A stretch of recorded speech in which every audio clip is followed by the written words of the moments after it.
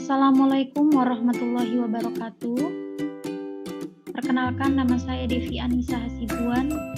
Pada kali ini saya akan mempresentasikan mengenai rancangan aktualisasi yang berjudul Optimalisasi Pengelolaan Barang Milik Negara pada Satuan Kerja KPU Kota Sungai Penuh, Provinsi Jambi, bekerjasama dengan PPSDM Geominerba Bandung tahun 2021. Adapun instansi saya di Sekretariat KPU Kota Sungai Penuh dengan jabatan verifikator keuangan.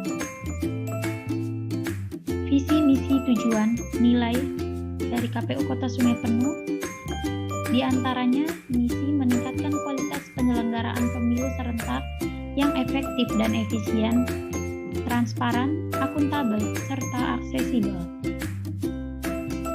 Selanjutnya, KPU Kota Sungai Penuh terletak di Jalan Depati Parbo nomor 31, Desa Karya Bakti, Kota Sungai Penuh, Provinsi Jambi. Yang mana status kepegawaian di KPU Kota Sungai Penuh, komisioner ada 5 orang, PNS 8 orang, CPNS 3 orang, DPK 1 orang, PPNPN 6 orang, total 24 orang. Tugas dan fungsi Subbagian Umum Keuangan dan Logistik berdasarkan Peraturan KPU Nomor 14 Tahun 2020 mempunyai tugas dan fungsi melakukan analisis dan penyiapan pelaksanaan pengelolaan keuangan, perlengkapan dan rumah tangga, umum dan logistik pemilu dan pemilihan di lingkungan KPU Kabupaten Kota. Berdasarkan Surat Tugas Nomor 69/SDM-11/1/9/2021, tugas dan fungsi penulis di Subbagian Keuangan Umum dan Logistik adalah sebagai operator SAS, GPP, dan SAIBA, membantu operator simak BMN dan persediaan, membantu pembuatan LPJ, keuangan, membuat dan melaporkan pajak massa dan inventarisasi kebutuhan rumah tangga. Latar belakang rancangan aktualisasi ini, yang pertama, PP Nomor 11 Tahun 2017 Pasal 34, CPNS wajib menjalani masa prajabatan melalui proses pendidikan dan pelatihan. Kedua, Keputusan KPU RI Nomor 198/HK.03.1 strip KPT/04/KPU/9/2017 tentang pedoman teknis pengelolaan BMN di lingkungan KPU, yang mana harus dilaksanakan berdasarkan asas fungsional, kepastian hukum, transparansi, efisiensi, akuntabilitas, dan kepastian nilai.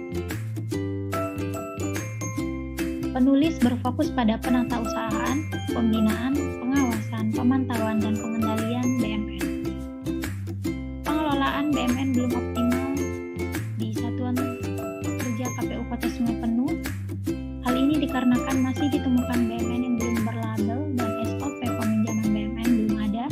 Kondisi ini mengakibatkan BMN susah dikenali dan perpindahan barang antar subbagian dilakukan spontan, sehingga BMN tidak diketahui letak dan posisinya mengakibatkan BMN tidak termonitoring. Selain itu, masih ditemukan BMN dengan kondisi rusak berat, belum dilakukan penghapusan.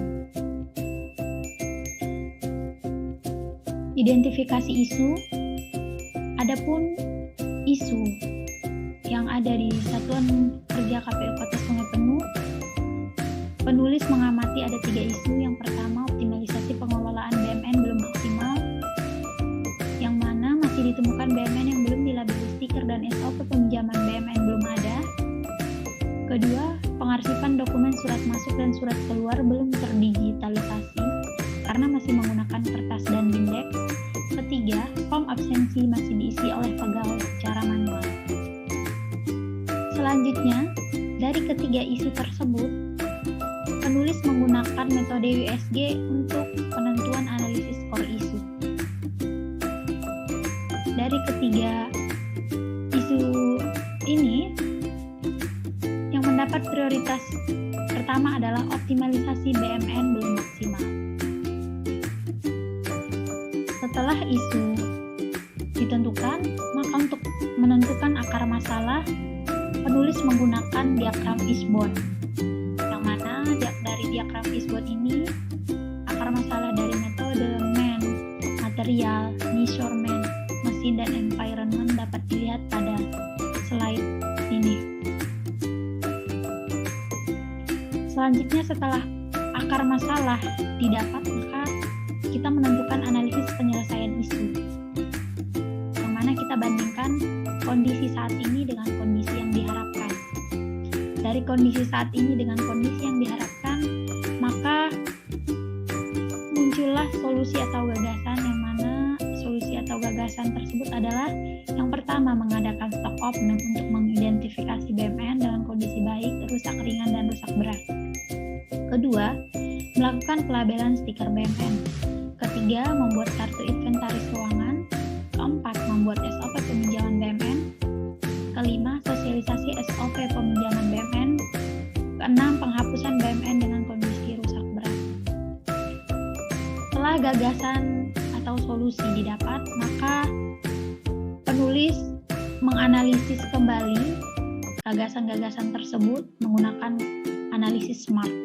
Dari gagasan-gagasan tersebut, terlihat bahwa semua gagasan penting. Namun hanya saja ada salah satu gagasan tidak dapat dilaksanakan dikarenakan ada kendala waktu aktualisasi yang singkat sehingga tidak memenuhi analisis SMART. Adapun yang dapat dilakukan adalah mengadakan stok opname untuk mengidentifikasi BMN dengan kondisi baik, rusak ringan, dan rusak berat. Kedua, melakukan pelabelan stiker BMN.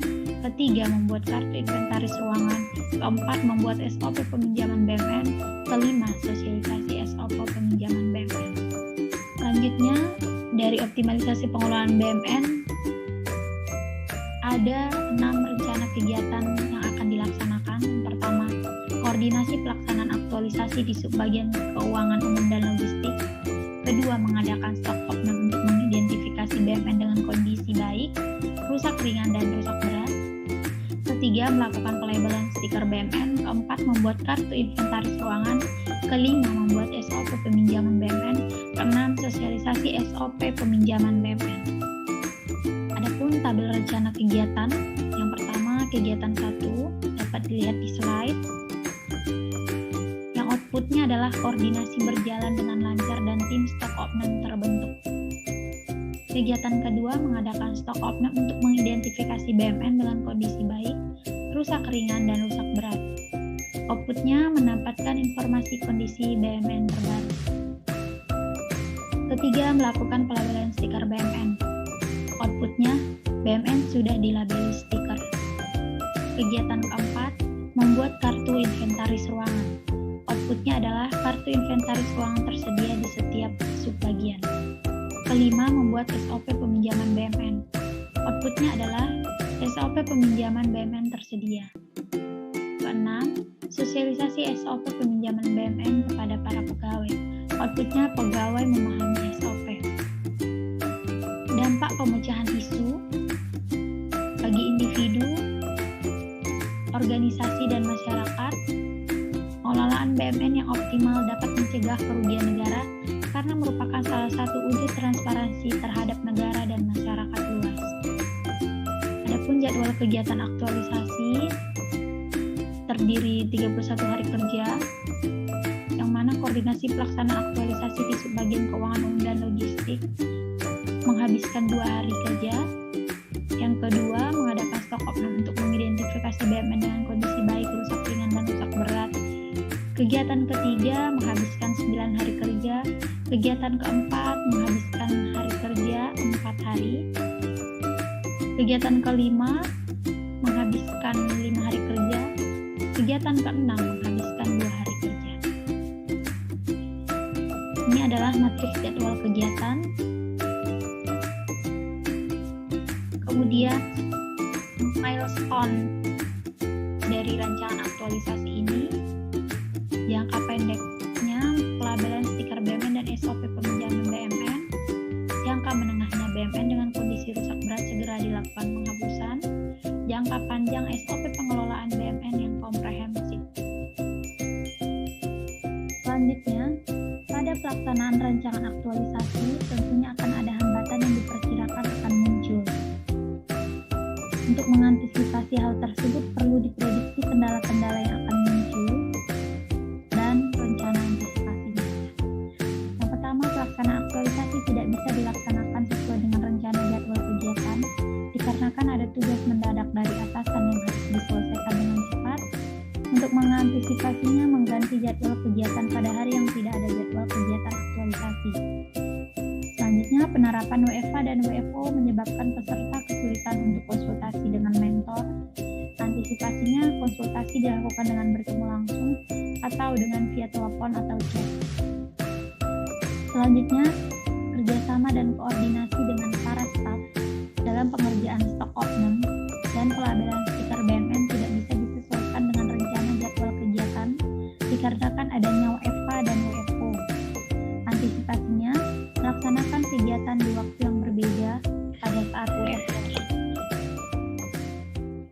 Demikian yang dapat saya sampaikan. Kurang dan lebihnya saya mohon maaf.